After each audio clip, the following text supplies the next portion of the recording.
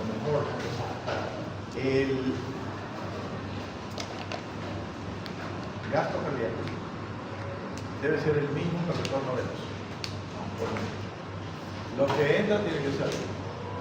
El aumento de la resistencia vascular aumenta la poscarga contra la cual se contrae el ventrículo insuficiente.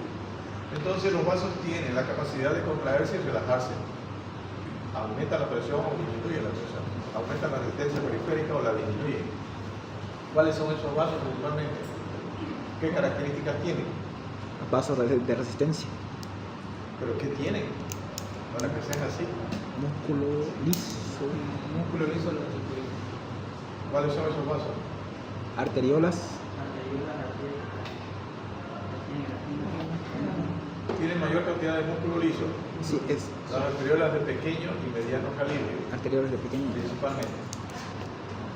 Lo que puede disminuir más aún el volumen sistólico y el débito cardíaco. O sea, la resistencia vascular va a ser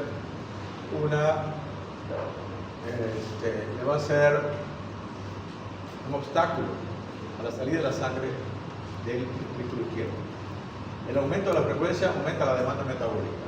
Entonces siempre tenemos que pensar de que al aumentar la palpitación, el corazón va a gastar más energía. Es como cuando nosotros corremos nuestros músculos,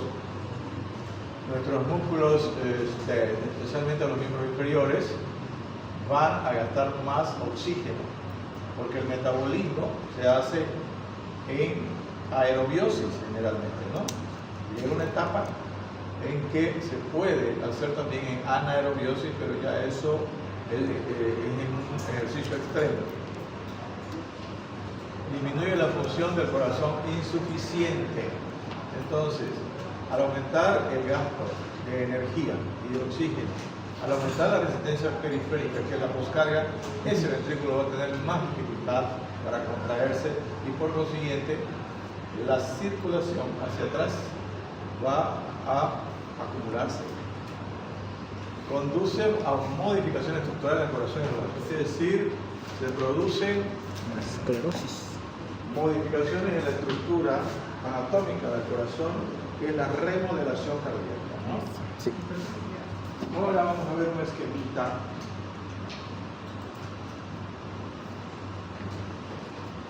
Donde tenemos arriba insuficiencia cardíaca y abajo tenemos compensación del gasto cardíaco. Son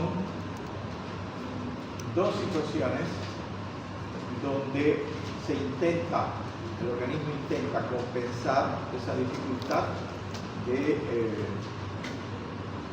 expulsión del corazón. Entonces, dice insuficiencia cardíaca y debajo disminución del gasto cardíaco. ¿A qué insuficiencia nos estamos refiriendo? Tomando en cuenta la fracción de eyección a la Sistólica, sí. Entonces, tenemos produciendo una hiperactividad adrenérgica, mayor cantidad de hormonas, catecolaminas. Y por otro lado, hay activación del sistema renin-angiotensina-aldosterona. ¿Por qué? Porque al haber hipoperfusión de órganos, disminuye el flujo hacia el órgano, especialmente el riñón, y el riñón piensa de que no hay líquido, entonces va a detener. Sí. Al detener, aumenta la volumen y empeora la situación para ese corazón. Luego, dentro de la actividad adrenérgica tenemos probable cardiotoxicidad por la constante producción de hormonas. Hay una venoconstricción periférica. Se produce aumento de la frecuencia cardíaca y aumento por consiguiente de la resistencia vascular periférica. Hay aumento de la presión arterial por consiguiente. Por el otro lado, hay retención de agua, hay retención de sodio y aumenta la bulimia. Dos problemas que teóricamente tendrían que ser soluciones, pero se convierten en problemas para el corazón. A largo plazo. Esto hace de que teóricamente se compense el gasto cardíaco. Si el corazón tuviera capacidad de compresión, sí se compensaba, pero como no tiene, va a empeorar. La congestión. Síntomas y signos de insuficiencia cardíaca. ¿Qué encontramos en la clínica? Lo más característico de una insuficiencia cardíaca es la disnea o la disnea. Eso es lo más característico, pero no es la única patología donde vamos a encontrar disnea. ¿En qué otras patologías vamos a encontrar disnea principalmente? Problemas respiratorios. El POC. En patología respiratoria. Segunda. Tercera. A ver. No es frecuente. Obstrucciones. Anemia. Anemia. Verdad. Cuarta. Idiopática. Muy frecuente es esa. A ver. Cardíaca. Disnea cardíaca. Muy frecuente. Por virus. Ansiedad. Ah, Muchas personas les falta el aire, siento falta de aire. Post-COVID. Pero solamente es ansiedad, solamente entre comillas, porque es un cuadro más psíquico que orgánico. Además, durante la evolución de las patologías cardíacas o enfermedades, la gente también tiene tendencia a estar nerviosa, entre comillas, a tener ansiedad. Eso hace también que tenga aerofagia, introduce mucho aire, aumenta el volumen del estómago, disminuye la expansión del diafragma, entonces disminuye la capacidad respiratoria. Pero la ansiedad hace de que la persona no respire bien. Entonces es muy frecuente que venga sola, quiere decir que no hay una patología cardíaca pulmonar de base, o que venga como algo relacionado con una patología orgánica. Entonces a veces uno no sabe hasta qué punto es la disnea por ansiedad y la disnea por la patología. Ejemplo, mujer de 25 años que probablemente no tenga patología cardíaca importante, pero que tiene falta de aire. Ahí no puede ser confundido. ¿Por qué mujer? Porque la mujer es más emocional que el hombre. Eso no quiere decir que haya hombres emocionales también. Hay, por supuesto, pero más frecuente es en la mujer es más emocional. Entonces, ahí tenemos que aplicar la historia clínica también, ¿no? Independientemente del cuadro específico. Una mujer de 25 años, ¿es frecuente que tenga patología cardíaca? No. Pero no por no ser frecuente, no tendría que tener. ¿Qué patología tendría que ser? Algo Si respiratorio. tiene un problema cardíaco, lo más probable primero,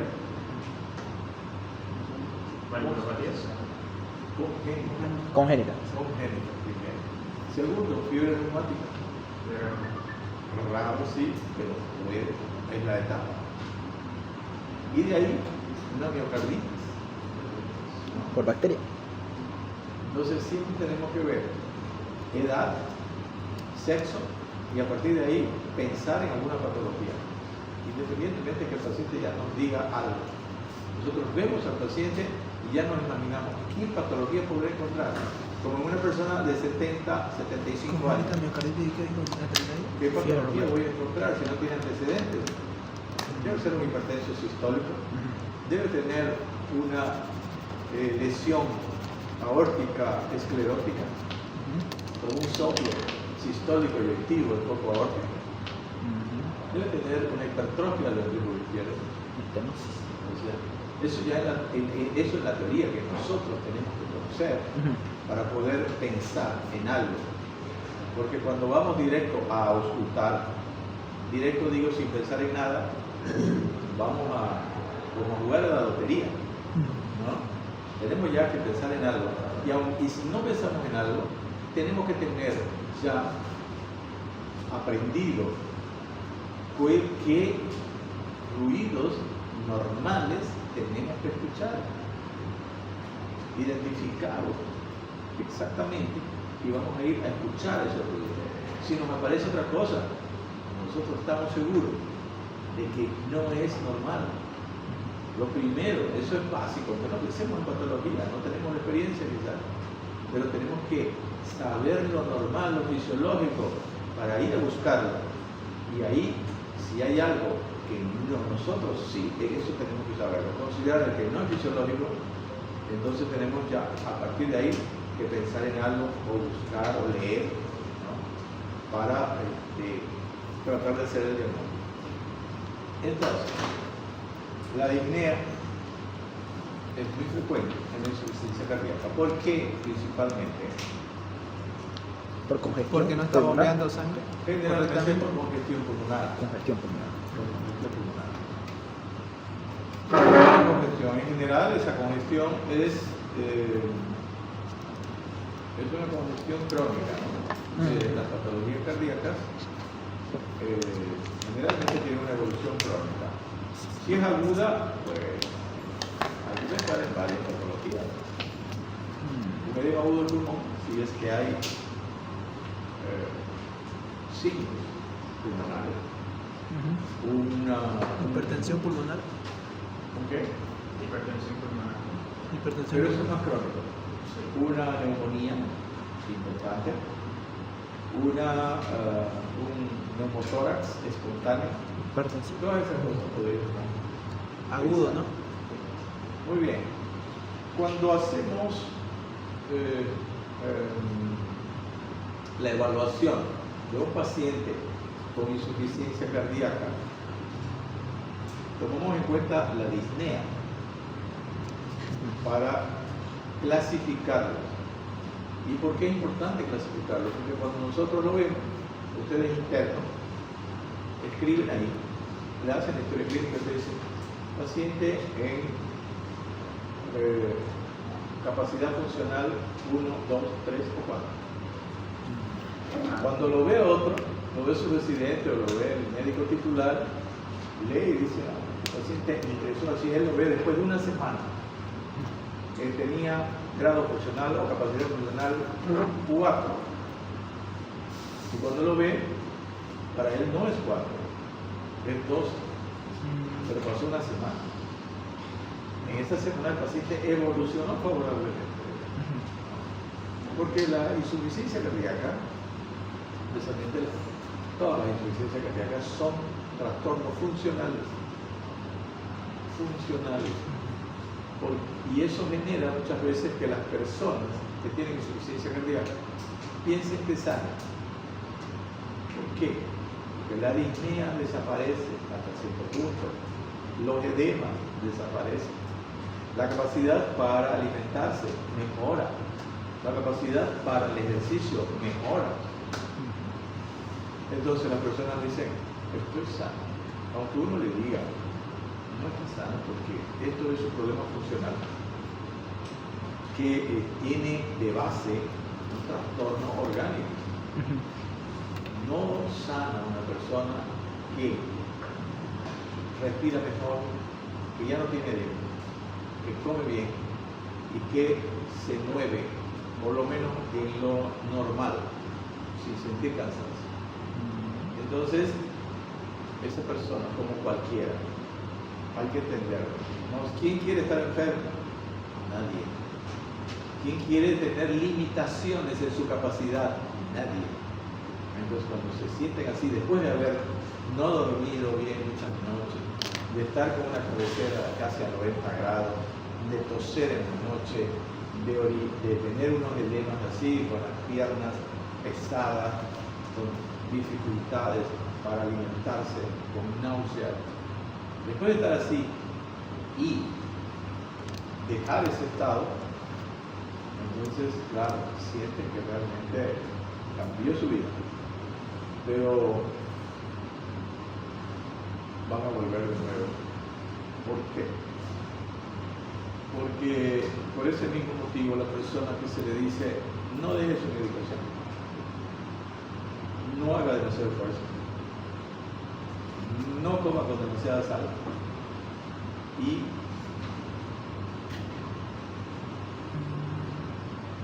intente hacer una vida menos o menor esfuerzo, no lo hacen. ¿Por qué? Porque los medicamentos generalmente son más de 4 y ahí vienen los familiares o las amistades y lo ven, le dicen, estás tomando mucho remedio. Si ya estás bien, los médicos te van a intoxicar, no tomes tanto, ¿para qué tomar? Sí, Entonces empieza a dejar la medicación. O se siente bien y cree que está sano y deja la medicación. Uno de los factores para que el paciente vuelva a la consulta y a la información.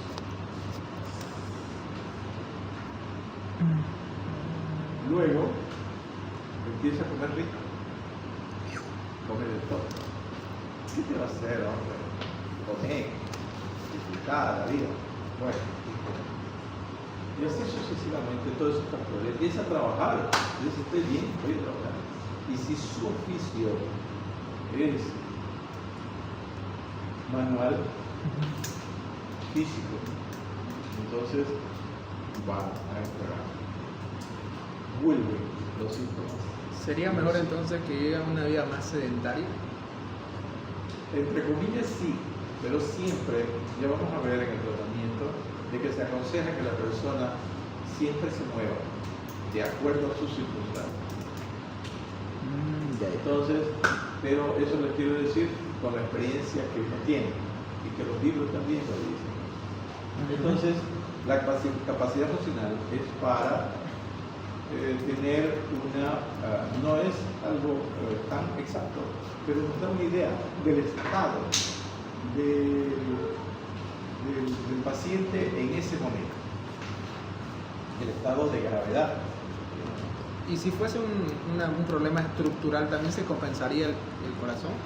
¿O no es como en la incapacidad funcional? Hay patologías que van a permitir que el paciente mejore y que se mantenga. Hay otras que va a ser muy difícil mantenerlo. Y hay otras que ya son refractarias y que ya solamente un trasplante cardíaco. Depende, claro, de la patología de base, ¿no? Entonces, la disnea, como ustedes han estudiado en semiología, tiene fases que van intensificándose. Primero, generalmente, esto no siempre es así, depende del paciente, depende de su actividad. Va a ser a grandes esfuerzos, Medianos, a medianos esfuerzos, pequeños. a pequeños esfuerzos, ortopnea, disnea paroxística nocturna, que es cuando la persona se acuesta y después de una hora aproximadamente o menos, en algunas otras circunstancias, se tiene que poner, sentarse, porque no puede respirar, se ahoga con la congestión que hay. Porque en la noche el volumen de líquido que está en los tejidos ingresa al torrente sanguíneo. No todo, pero ingresa, aumenta el volumen circulante. ¿Por qué ingresa? Porque ya no está erguido ni está sentado, está acostado. Entonces la gravedad de la Tierra ya no hace la presión hacia abajo. Entonces aumenta el volumen. El riñón, si la capacidad de contracción del corazón todavía es buena, va a recibir más volumen. Si recibe más volumen, va a filtrar más y va a excretar más. ¿Nicturia? Entonces el paciente va a orinar más. ¿Nicturia sería, doctor? ¿Cómo? ¿Una nicturia tal vez? Sí, va a tener nicturia. Y además puede tener la disnea paroxística nocturna después de una hora por lo menos o más el paciente se puede, o puede tener tos por la congestión, va a tener tos nocturna. Disnea paroxística nocturna, edema agudo pulmonar o edema pulmonar agudo es cuando se produce una falencia aguda del ventrículo, que no siempre por una insuficiencia cardíaca normal, es una manifestación de insuficiencia cardíaca aguda, pero puede ser por una hipertensión, una crisis hipertensiva, por ejemplo, que se manifiesta por edema agudo del pulmón, o sea, una insuficiencia cardíaca izquierda aguda. Edema periférico es frecuente. La mayoría de las personas, cuando son médicos ni estudiantes, cuando la persona está hinchada, dicen, está mal del corazón. ¿Qué otra patología da edema? Renal, Renal. ¿Qué otra patología da edema? ¿Hipoproteinemia? por parásitos. ¿Ah? Por parásitos. ¿Hipoproteinemia? Déficit de proteína. Hipo. Muy claro. No, hipo ahí. Hipoproteinemia, ¿qué? Especialmente qué proteína. La albúmina. Albúmina. ¿Cuánto es la albúmina en sangre? Le faltó eso. 3.5 A a 5. 5 puntos. 3.5 a 5. Entonces, esos, cuando uno ve un signo, uno piensa, ¿cuál sería la causa? Que al principio usted le va a preguntar, pero para descartar, porque uno hace diagnóstico en general por descarte, no siempre está claro. No hay signos patognomónicos para todas las enfermedades. No hay reacciones de laboratorio patognomónicas también. Es clínico. Hay nicturia, como dijimos, aumenta la cantidad de orina, las veces. Fatigabilidad. Eso de fatigabilidad, no sé qué concepto tienen de eso. Como Cansancio. Cansancio, o sea. Sinónimo, De astenia. sinónimo. Pero ¿por qué dice Pero- disnea y dice fatigabilidad? No debería. Flojera. Fatigabilidad, Fatiga. cansado, yo diría. ¿Qué dice? Es lo mismo. Fatiga. Entonces, ¿qué es? Disminución de la resistencia, ¿no? De su resistencia física. ¿En qué sentido? Porque cualquiera puede disminuir su resistencia física si no hace ejercicio. Pero para mí tiene que ver como con la astenia, como si fuera.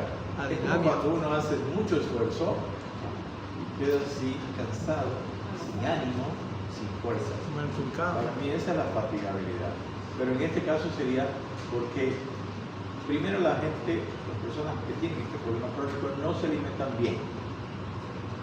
Y segundo, que tienen poco oxígeno, en el sentido de que hay congestión y al tener poco oxígeno que ingresa el volumen vital, entonces los músculos al moverse y querer gastar ese oxígeno, entonces van a tener disminución de esa capacidad de contracción, entonces están entre comillas débiles. Como cuando uno se levanta cuando uno tuvo fiebre, digamos 1 o 2 días o diarrea y se levanta así. ¿Podría estar relacionado con que el corazón ya no puede favorecer o cumplir con las demandas metabólicas? No, para mí no es la fatigabilidad solo eso, algo tiene que ver, pero más se relaciona con un trastorno general del estado físico. También. ¿No? Tiene que ver en el sentido de que el aporte de oxígeno es menor, pero también es más muscular. Palpitaciones, la mayoría de las personas tienen palpitaciones rápidas cuando no tienen trastornos del sistema ni en el sistema de conducción. Y luego anorexia y malestar epigástrico tienen muchas, no solamente por la ¿qué? Por los medicamentos, sino porque hay una hepatomegalia importante general. Sí, congestión hepática. Hay también un edema de todas las vísceras, hasta las vísceras huecas. Sí, Y además, si usa digoxina, puede ser también una causa de náuseas. A veces. Vómito en sí. escopeta. ¿Cómo? Vómito en escopeta, creo. No, Não vi, não estou vendo. O senhor não está falando direito, viu? Eu. Bueno, esos son los principales síntomas. el tema de digoxina no sé cómo vómito en escopeta. El vómito en escopeta, ¿no?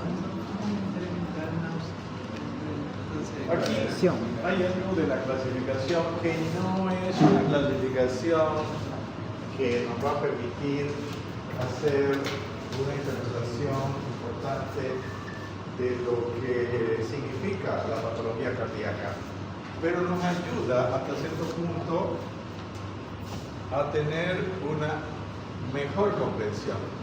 Ejemplo, insuficiencia cardíaca izquierda o derecha. La insuficiencia cardíaca izquierda o derecha, por dos circunstancias podemos identificarla. Uno, porque hay causas inicialmente de origen izquierdo, que quiere decir que afectan más al lado izquierdo. Y hay causas que afectan más inicialmente al corazón derecho. ¿Por qué digo inicialmente? Porque por poco tiempo que se produce esto, que existe esto, inmediatamente luego se va a hacer global, porque no funcionan separados los dos ventrículos o las dos partes del corazón, ¿no? Funcionan juntas.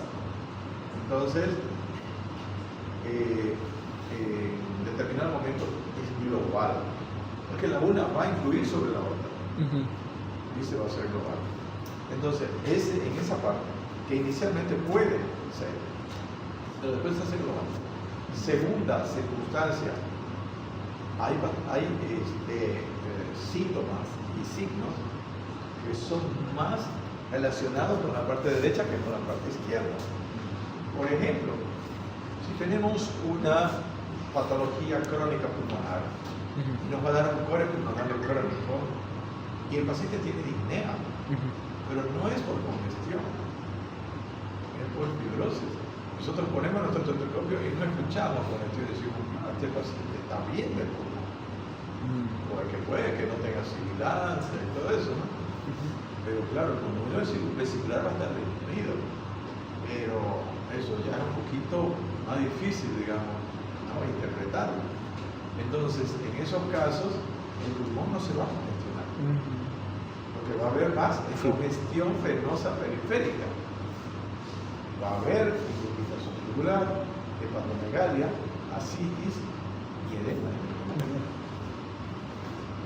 Cuando un paciente está acostado, ¿dónde va a tener edemas? Acostado. En el centro, el central. ¿Dónde? ¿Dónde lo vamos a ver? A nivel lumbosacro, porque está echado de espalda. Ese es un masacre. Entonces, hay que buscar ahí edemas. No solamente las piernas, también a nivel lumbosacro. A veces desaparece de las piernas y queda porque el paciente está acostado la mayor parte del tiempo. Entonces, desde ese punto de vista, esta clasificación nos sirve, pero no es determinante de la operación. No, es que tiene un corazón, un core pulmonar crónico y eso es lo definitivo, no, ya es total.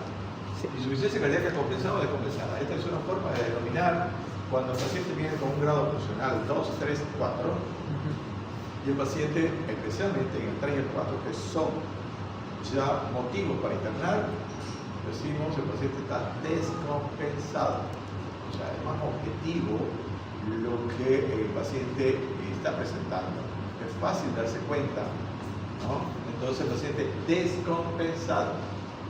Cuando el paciente se va, ya usted le hicieron tratamiento una semana, 2 semanas, se va sin edema, sin disnea, se va más flaquito, ¿no? Sin ascitis, ¿no? Caminando perfectamente, está el paciente compensado. Es como la diabetes. Cuando la diabetes está elevada, la glicemia está descompensada. Entonces, cuando se compensa, es cuando se baja a niveles normales y estables. Insuficiencia cardíaca crónica, ya hemos dado algunos datos. Generalmente la que vemos nosotros es la crónica, la que se produce poco a poco, paulatinamente, de acuerdo a la patología de base, que dura años. Hipertensión.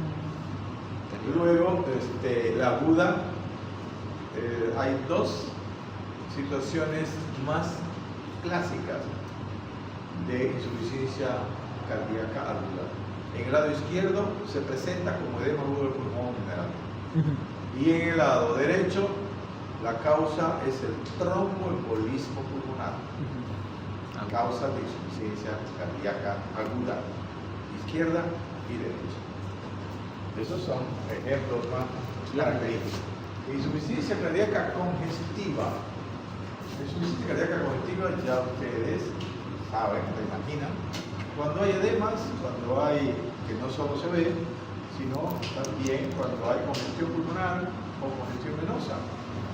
La congestión venosa es cuando ya el lado derecho asumió, digamos, el problema.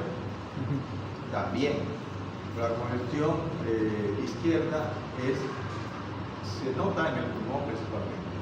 Hay congestión pulmonar y ahí es donde tienen que saber auscultar. Sí. Cuando yo ausculto a los pacientes, ¿qué ausculto primero? En la parte pulmonar. Los vértices. Luego las bases. Las bases. Las bases. En las bases donde vamos a encontrar la congestión. ¿Por qué? Porque cae hacia abajo. Gravedad de la Tierra. Gravedad de la Tierra en las bases. Entonces pongo las bases. Primero. Y después voy subiendo. Patologías en los vértices, ¿qué es lo más frecuente? Tuberculosis. Tuberculosis. Entonces eso es pauta, tiene que tener pauta. Entonces congestiva es cuando hay mucho volumen extravascular. ¿No? Se sale de los vasos, está en los tejidos, interno o externo. Hay vasculomegalia, hay congestión. Insuficiencia circulatoria aguda o shock cardiogénico, también es una manifestación grande de la vida.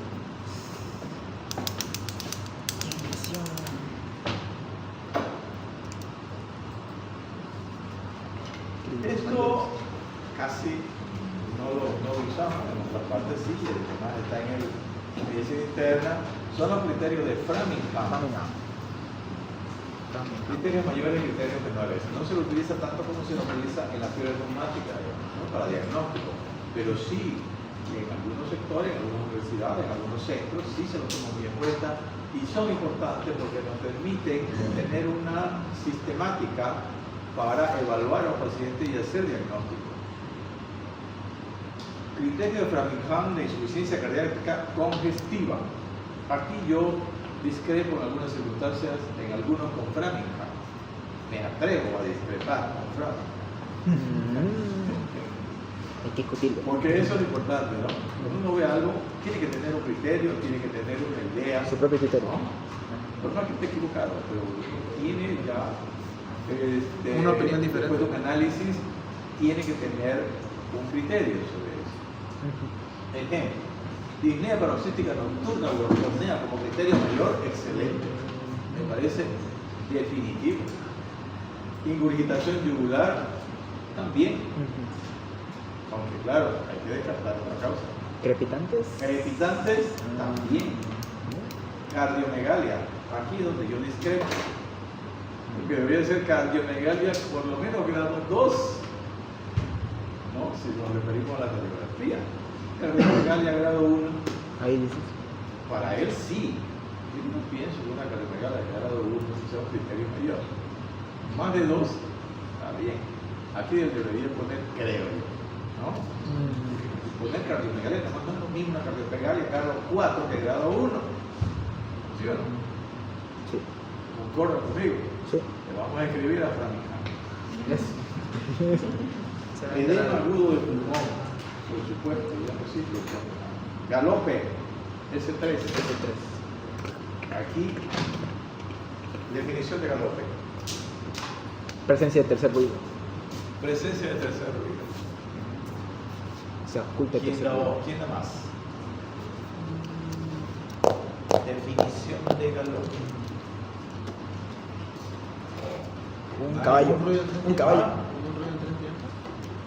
Ritmo en 3 tiempos. Un ruido en tres tiempos. Que puede ser galope presistólico o protodiastólico con una frecuencia mayor a 100 por minuto, porque si no sería trote y el galope.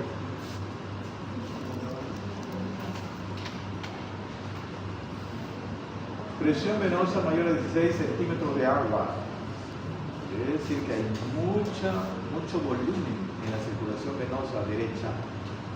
Tiempo circulatorio menor a 25 segundos. Quiere decir que la circulación está lenta.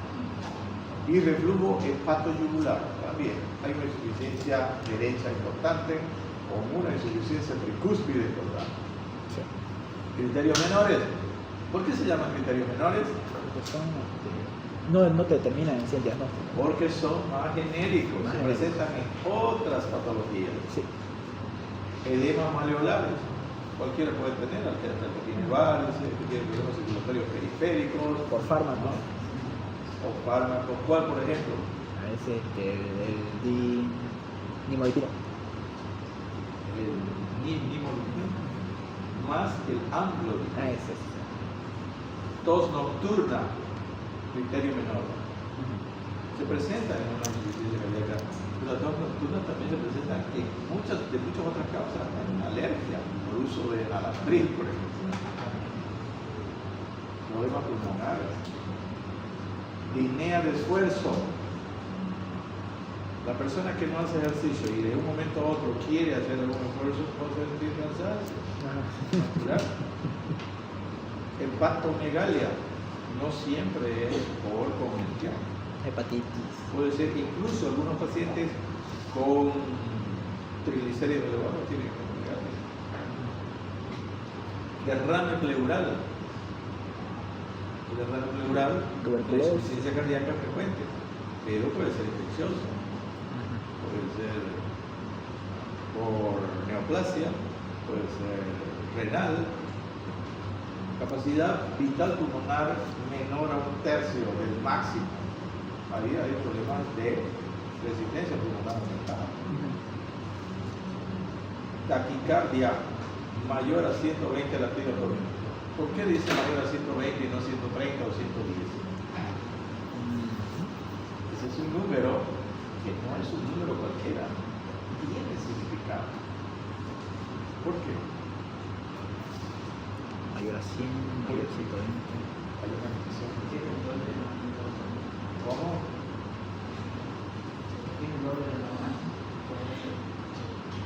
No.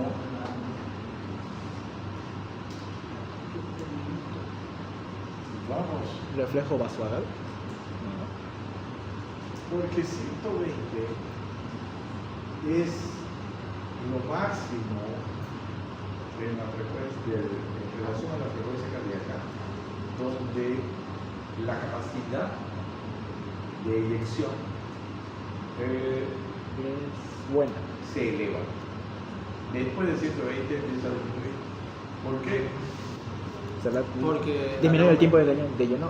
Porque disminuye, pues eso yo. Disminuye Al la aumentar diástole. al aumentar- La diástole disminuye, entonces no entra sangre. Claro. No entra. Entonces, ¿qué va a expulsar? El 120 es un número interesante que lo tiene que tener. Criterio mayor o menor, pérdida de más de 4.5 kilogramos de peso tras el tratamiento, quiere decir los diuréticos, ¿no? Y todo el tratamiento. Pierde más de 4.5, puede ser criterio mayor o criterio. Diagnóstico de insuficiencia cardíaca, 2 criterios mayores o 1 mayor y 2 menores. Esto es para ayudar a hacer el diagnóstico. Muy bien. Antes de ir al tratamiento, voy a hacer una explicación.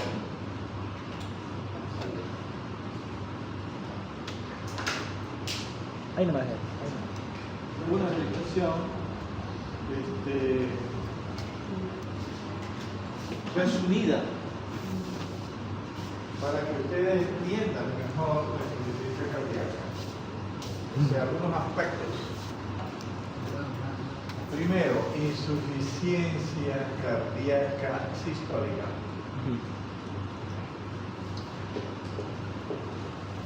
Generalmente, ¿qué es lo que encontramos? Encontramos en la clínica tercer ruido o tercera bulla. Encontramos a los rayos X cardiomegalia. Grado 2. Grado 2. En adelante. Cardiomegalia, puede ser 1 hasta 4. Cardiomegalia. Corazón grande.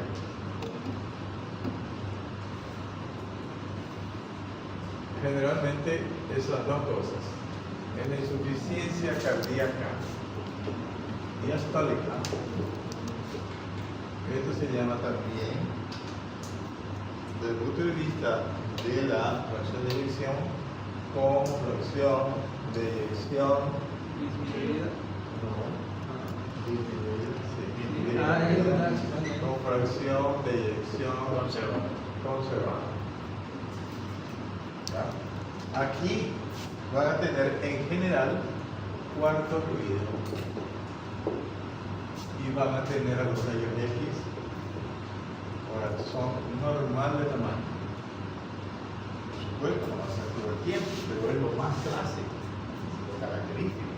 Porque las enfermedades uno no las encuentra cuando empiezan siempre, ni las encuentra ya al final, cuando ya el paciente está viendo. Las encuentra en la parte intermedia también. Pero nosotros hablamos de lo más característico. ¿Ya? Entonces, no siempre van a encontrar todo, pero esto es lo más característico. Entonces, esos son pautas. Y cuando el corazón está grande, generalmente la pared está delgada. Cuando el corazón está normal, la pared está normal o está hipertrofiada. ¿Qué más encontramos acá? Sistólica y diastólica.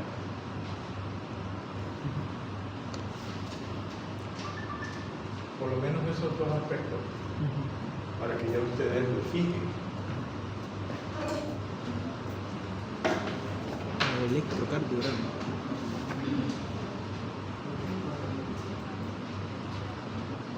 Tratamiento.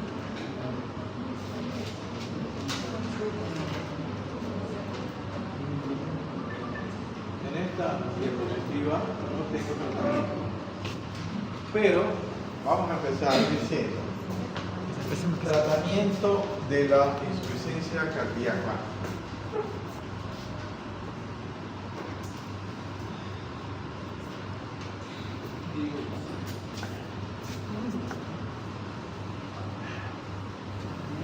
Antes de ir al tratamiento, vamos a hablar de cómo nosotros vamos a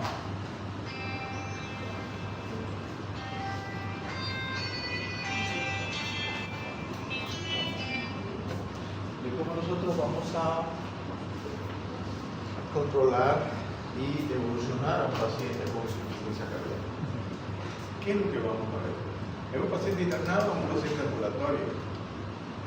En un paciente internado hay que ver el peso todos los días en ayunos. Controlar el peso todos los días en ayunos. Para ver la pérdida de peso paulatina por la eliminación de los lípidos. Evaluar la clínica, la congestión pulmonar y evaluar la frecuencia cardíaca. Tiene que ir disminuyendo.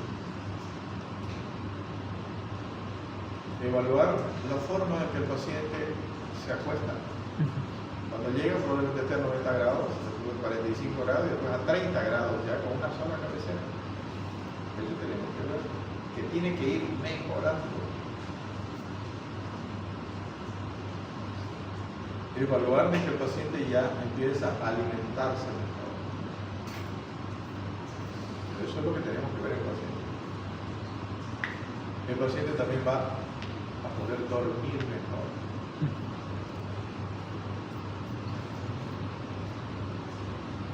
Y eso, hay cosas que nosotros tenemos que controlar. La otra cosa, el edema. Tenemos que ir a ver si hay la fobia en los miembros inferiores, si hay hepatomegalia y si hay coagulación. Tenemos que ir a controlar todos los días.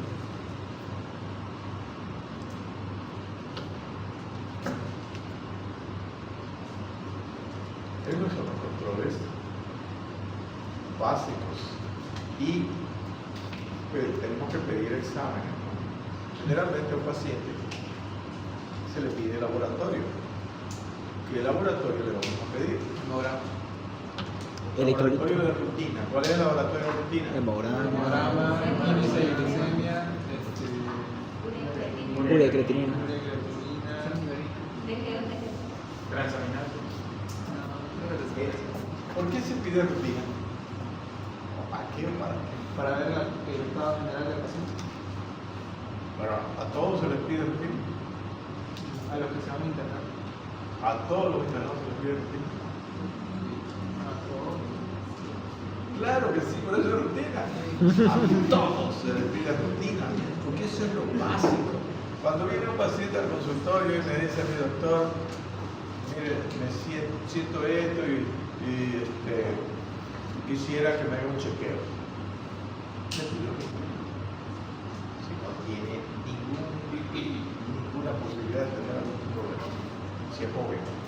Porque si es mayor, si tiene sobrepeso, le pido colesterol, triglicéridos, urico, todo eso.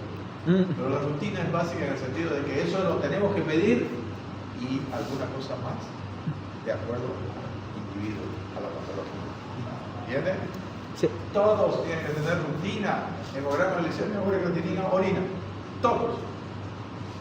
Todos. Cuando se hagan internados, todos al principio tienen que tener rutina. Y después ya piden, si es diabético, hemoglobina glicosilada, ¿no? Piden perfil hepático que le llaman, transaminasas, bilirrubinas, fosfatasa alcalina, y también luego colesterol, triglicérido, ¿no? Puede pedir si piensa en pancreatitis. Entonces, evalúan eso. Todo paciente tiene que entrar también con una radiografía del tórax.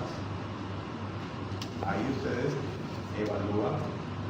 ¿Qué se evalúa en una radiografía del tórax?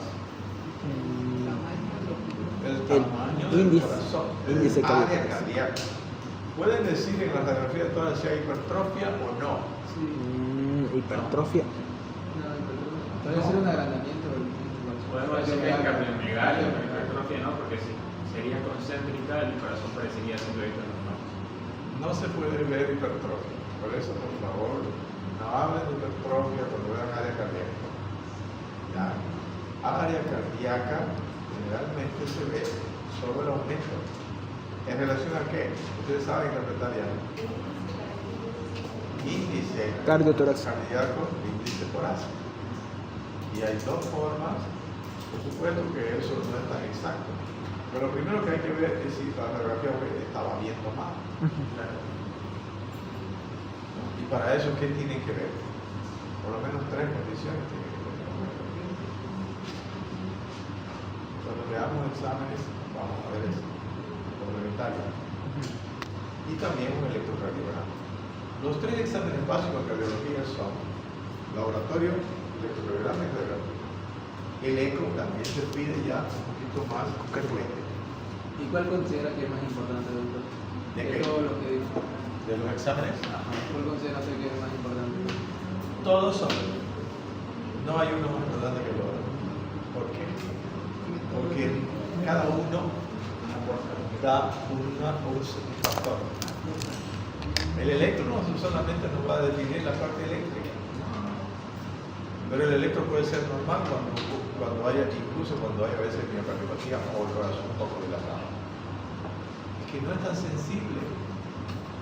¿Ya? Por eso hay varios exámenes, porque no es tan sensible. Así es. Por eso se pide exámenes que nos muestran diferentes enfoques. En el laboratorio vemos el estado general del paciente en lo que se refiere a su sangre, al funcionamiento de sus órganos. Con la radiografía vemos un panorama del corazón con el pulmón. Entonces, ¿qué es lo que vamos a ver desde el punto de vista de la cardiología en la radiografía de tórax? Dos cosas, básicamente. Vamos a ver área cardíaca y vamos a ver circulación pulmonar. Esas dos cosas. Área cardíaca y circulación pulmonar. Eso es lo que vamos a ver.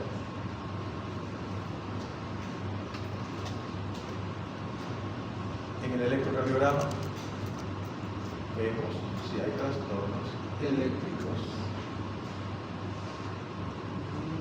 Eso es lo que nos va a...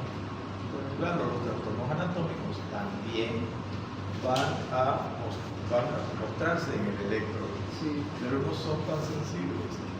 O sea, si hay una cardiopatía isquémica, por ejemplo, puede confundirse con una miocardiopatía hipertrófica hasta cierto punto, porque puede tener T negativa, claro, no va a ser la T tan simétrica, pero puede tener. Pero además se dice que una miocardiopatía hipertrófica, en una miocardiopatía hipertrófica también hay isquemia relativa. Cardiopatía hipertrófica. Claro. ¿Por qué? Porque hay más demanda de oxígeno de parte de ese órgano, porque está hipertrófico, entonces mayor metabolismo. Claro, porque los vasos no aumentan, aumenta el Tamaño, el grosor. miocito. Entonces no existe la angiogénesis. No existe en la patología, solamente que se dice que en el corazón de atleta sí aumentan los vasos. Sí. Patológicamente no. Y es por eso también que los deportistas, digamos, que usan anabólicos, igual mueren por patología cardíaca, ¿no? Porque a pesar de ser deportista, igual por el uso de anabólicos no hay angiogénesis tampoco, si no me equivoco. No, pero es que los anabólicos, ¿verdad? No solamente a nivel del corazón, estamos otros problemas. Bueno, lo que leí era porque como crece tanto el tamaño de su cuerpo, ese corazón pequeño no puede compensar a toda la irrigación de todo ese cuerpo. Usted está hablando algo que yo lo pensé en el COVID. ¿Se recuerda que le dije el otro día? Le comenté eso, ¿no? Las personas que tienen una anatomía mayor tienen un corazón que va a trabajar más, un pulmón que va a trabajar más, un riñón que va a trabajar más. Sí. Pero los pulmones son dos, los riñones son dos y el corazón es uno solo. Entonces, tiene algo que ver. Sí, eso Pero especialmente cuando está sometido a otras necesidades. Porque uno, si tiene un peso normal a la edad, hace ejercicio como debe ser, pues va a resistir más cualquier embate. Aunque dicen que las personas que tienen sobrepeso y tienen una patología, por ejemplo, infecciosa, resisten un poco más porque como tienen grasa que es, digamos, un depósito de energía. Sí. Entonces van a durar más tiempo, ¿no? En el sentido de que no se van a envejecer tan rápido. Eso. Eso es. Pero yo prefiero que no, eso no sea así, porque de todas maneras tiene otras complicaciones el problema del sobrepeso. Bueno, eso desde ese punto de vista. Entonces, ¿cómo controlamos al paciente? ¿No? Cuando le damos tratamiento, ya hemos visto, con el peso, con primero la parte subjetiva, ¿cómo se siente? Sí, me siento mejor, estoy mejor del paciente. Y ahora, lo objetivo, nosotros lo vemos en irritación, vemos en hepatomegalia, vemos en el principalmente. En relación al esfuerzo, ¿qué le tenemos que decir al paciente? No se mueva, no se levante ni a orinar. Grado 4.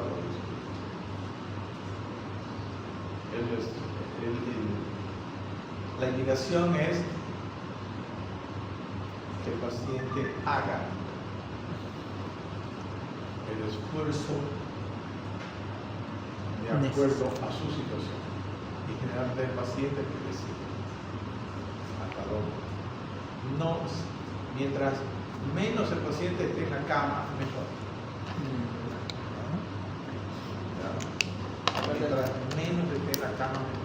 Y tendría algo que ver con que cuando se sientan en la cama, por ejemplo, tenemos familiares que se sienten deprimidos cuando paran en la cama como inútiles, se ponen más mal todavía, anímicamente, psicológicamente, claro. Y parece que repercute también en su salud. O sea, claro, pues ustedes tienen que pensar que la persona es psiquis y es soma. La psiquis enferma al soma y la del soma enferma a la psiquis.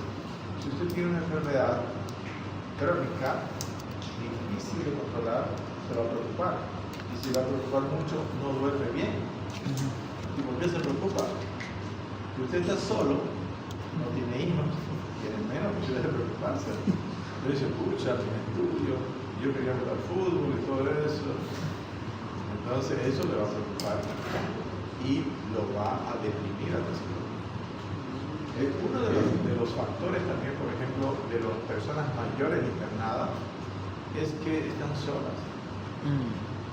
Cuando se los aparta de sus familiares, y eso influye en la evolución positiva de su enfermedad. Entonces, el esfuerzo, el mínimo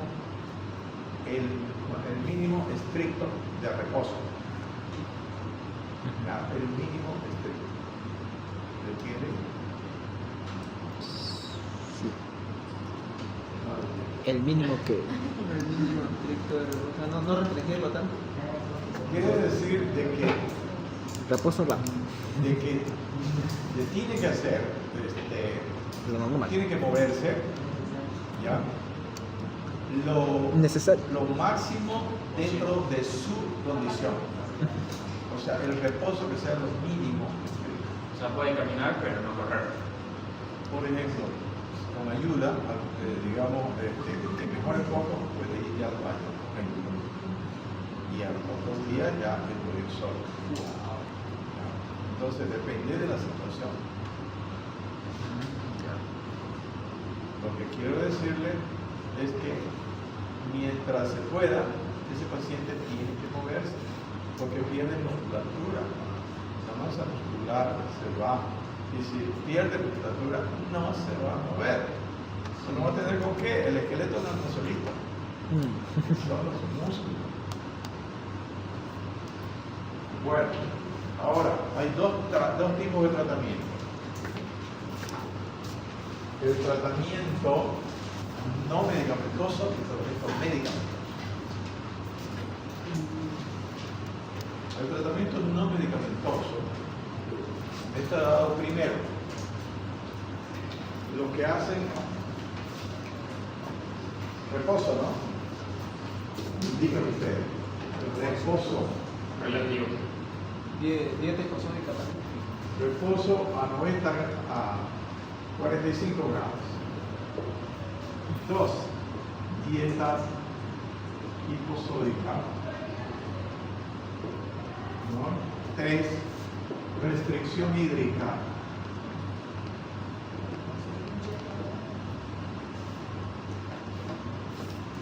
Yo no soy muy amigo de la restricción hídrica. Así de fórmula, ¿no? Este paciente está así, entonces solo puede tomar 800 ml al día. Si este paciente tiene un buen riñón y orina bien, ¿para qué lo voy a restringir tanto? ¿Por qué? Hay el riesgo de que si yo le restringo demasiado, el paciente me haga una insuficiencia renal pre-renal. Y de que esté hipotenso. Porque la hipotensión me va a llevar a esto. Entonces yo no digo que todos los pacientes que hacen restricción hídrica van a ir a esto. No, pero hay que tener cuidado. Es como dar diuréticos también. No se puede dar diuréticos así porque sí. Hay que dar diuréticos y ver cuánto elimina en las primeras 8 horas. Porque si es un paciente que recién usa diuréticos, vamos a tener buenas respuestas si tenemos buen riñón. Entonces, la restricción hídrica hay que hacerla, pero no tan estricta, de acuerdo a cómo el paciente tenga su riñón y haya respuesta a los diuréticos. Si el paciente no responde a los diuréticos, claro que sí. Claro que sí. Tenemos que recurrir. Sería mejor restringirle el sodio que restringirle el agua. Es cierto. Sería mejor. Es cierto porque el agua, ¿cómo es la diuresis? ¿Cuál es? ¿Y cómo se realiza la diuresis? Por la filtración glomerular. Pero, ¿por qué sale el agua? Por mucha bolemia. Mucha bolemia. La bolemia está en muchos años. Usted lo está diciendo, pero no ha hecho el análisis bien. ¿Qué son los diuréticos? ¿Cuál es su otro nombre? Natriuréticos. El sodio lo arrastra el agua. El agua no sale solita. Se arrastra sales, especialmente sodio y potasio. Entonces, por eso lo que usted dice está bien. Porque hay también hipernatremia, hay hipercloremia. en algunas circunstancias, y con déficit de agua. Hay pacientes que tienen una dieta hiposódica que llega, ¿cuánto es el sodio en mil equivalente? 135 a 145. Muy bien, hay pacientes con 130 y siguen con diurético y siguen con dieta hiposódica. Y aunque esté con edema, yo le doy sodio. Si el paciente orina, le doy sodio. Porque va a empezar a tener problemas en el sistema nervioso central. Sí, sí. Creo que es peor la hiponatremia que la hipernatremia. Entonces, no es nomás decir dieta hiposódica o asódica, no es nomás decir restricción hídrica. No, hay que controlar, hay que ver. Sería mantener un balance. Claro, hay que hacer un balance hídrico. Normalmente se hace balance hídrico para controlar. Balance hídrico. Y De química. además se hacen ionogramas para evaluar cómo están los electrolitos. Y por supuesto también se pide albúmina en sangre. ¿Por qué? Porque si no hay albúmina, Edema, Hay extravasación. y hay hipovolemia. A pesar de que haya. A pesar de que esté edematizado la hipovolemia. Entonces, esto hay que tener en cuenta en el tratamiento no medicamentoso todavía, ¿no? Para controlar al paciente. Reposo, dieta hiposódica y también dieta hipocalórica en algunas personas. Todo eso. Claro. Pero si la persona tiene un peso normal, no. No, claro. Hipocalórica. Porque ¿cómo es el tórax en las personas que son obesos? Desde el punto de vista anatómico. Tórax. El tórax es así chiquitito, sí, es más abdomen. En una persona alta, el tórax es así de largo y el abdomen es Raquítico. pequeño. ¿Sí o no? No ven ni sus pies. Claro, entonces, la capacidad respiratoria de las personas con sobrepeso disminuye. ¿Por qué hay el síndrome de Pickwick? Pickwick. ¿Lo conocen? Hay personas que tienen sobrepeso que se duermen sentadas. Por eso. Pickwick. Ah, ya. Lo que usted decía, demasiadas células para el corazón, los pulmones que son pequeños, no hipoxia, Aumenta mucho el la metabolismo. hipoxia. Muy bien, compañeros, ¿alguna pregunta? Vamos a ir más de 30 horas. Nos falta entonces el tratamiento medicamentoso, ¿ya? Desde el lunes, práctica. Los grupos ya tienen que estar bien definidos. ¿Cuál es la ayudante de aquí? Yo. Dante. No sé, no, la chica. Rodríguez. No, y no es Carla. Ah, es que estamos los dos. Vaya. Entonces, coordine las prácticas. Los lo grupos mismo van a día. asistir. Si los grupos son, y no he pedido la lista, son de 20 generalmente, ¿no? Grupo 1, A1, A2, A3, A4, A5. Sí, Entonces se dividen 3. ¿Ya? Hay 3 grupos de 6 o de 7. ¿Entendió? Ajá. Entran, por ejemplo, tenemos un grupo 1, 2 y 3. El grupo 1 y el grupo 2 van en la Silencio. primera semana. El grupo 1 va de 8 a 9 o 8:45 y el grupo 2 va de 9 a 10 Y el grupo 3. y queda el grupo 3.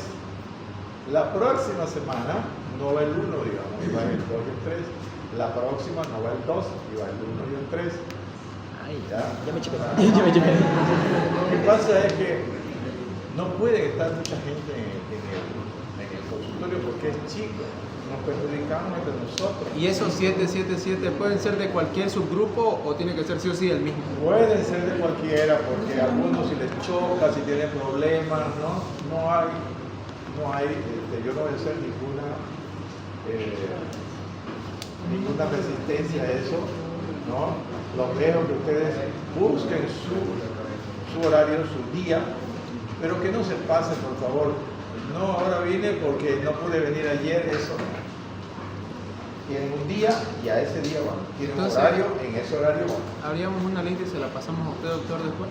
Claro. O sea, con la claro. lista de los días, digamos. Exacto, tiene que ser una lista. Segundo, tienen que entrar de blanco, Pijama. ¿no? Mandil blanco puede ser. No necesito que estén, yo iba a decir así como yo. Estoy acostumbrado a usar blanco. No es necesario, pero mandil blanco. No pijama de colores. Mandil blanco. Estetoscopio. Todo el mundo estetoscopio, aunque no lo use, por lo menos para acostumbrarse a tenerlo en el cuello. ¿Ya? Esas dos cosas obligatorias. ¿Por qué? ¿Cómo se hace la práctica? La práctica yo trato de que ustedes por lo menos tomen la presión. Y ahí veo cosas que no pueden ser ya en cuarto de medicina, ¿no? Y a veces cuando se da la oportunidad que ausculten, por ejemplo un soplo, por ejemplo una arritmia, una fibrilación, los hago escuchar. Pero no siempre se puede, depende del paciente. Hay pacientes que son más abiertos, ellos son más mis amigos, ¿no? Y yo les puedo pedir, por favor, si puede aceptar que usted ausculte, porque algunos no quieren, ¿no? Así que todo depende de eso, no todos los pacientes son iguales. Entonces, dependiendo de eso, ustedes van a escucharlo o alguna vez algo que tenga algún problema pulmonar importante, ¿no? Pero la presión, trato de que la mayoría tome la presión para que se ejerciten. ¿Qué es lo que he visto? El 95% de los que toman la presión la primera vez lo hacen mal. Vieron, no les mandé a ustedes, no fue al otro grupo. Hubo en Brasil una información de un canal de que en un examen que se dio de revalidación, de cada 10 que dieron el examen, creo que 6 o 8 no sabían tomar la presión. Peor interpretarlo, pues, entonces tiene que practicar en su casa. ¿Ya? Otro, a veces dicen, tómenle la presión y sacan su tensiómetro. No, pues sí es lo mismo, tensiómetro aneroide, no tensiómetro digital. Porque eso no es para médicos ni para estudiantes. En los hospitales yo critico cuando voy a hacer algún riesgo, no voy a tomar con digital, por favor. Eso es para la casa, para las personas que no tienen conocimiento, no es para un hospital. Entonces, aneroide, y allá tenemos un tensiómetro en el consultorio, y ustedes ese lo utilizan, y es lo mismo que ustedes tienen. ¿No saben qué es lo que hacen? Lo ponen al revés. Entonces insuflan y insufla arriba. ¿Ya? Pero es muy frecuente eso, debe ser por los nervios, ¿no? Y eso que yo soy tranquilo, ¿no? O sea, no tiene por qué ponerse nervioso conmigo, ¿no? Hasta hemos compartido aquí con una torta. Rico. Nos vemos entonces el lunes.